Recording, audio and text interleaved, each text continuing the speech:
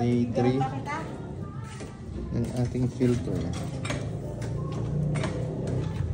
Kahapon nakapagtanggal na ako nung mga na-trap dito na sediments galing sa tangke. Ito ay 24 hours na collection niya.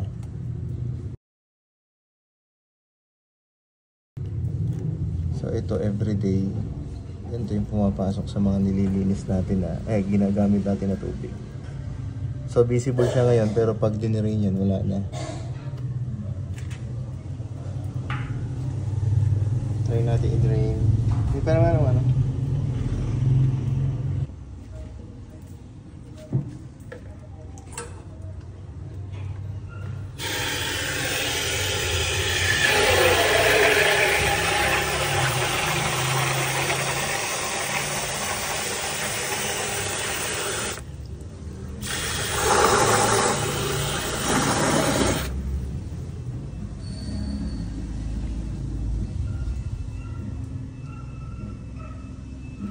So, malinaw pa rin siya. Pero, nandiyan yung mga dumi na tinapon natin na galing doon sa filter.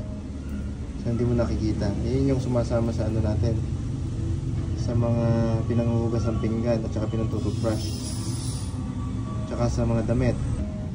So, ganun din na nangyayari kapag wala kang filter. Yung mga filter lang sa CR, sa bowl natin, sa mga shower. Ganito, nagbabara siya. Ito lilinisin muna natin. Ayan, magkukos ng mga clogging ng mga faucet, mga bowl, flush, at saka yung sa washing machine natin.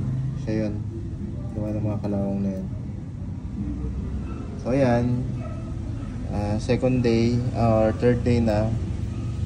Check natin yan siguro 1 week kung anong magiging itsura nung filter natin. Kahit ito lang ulan.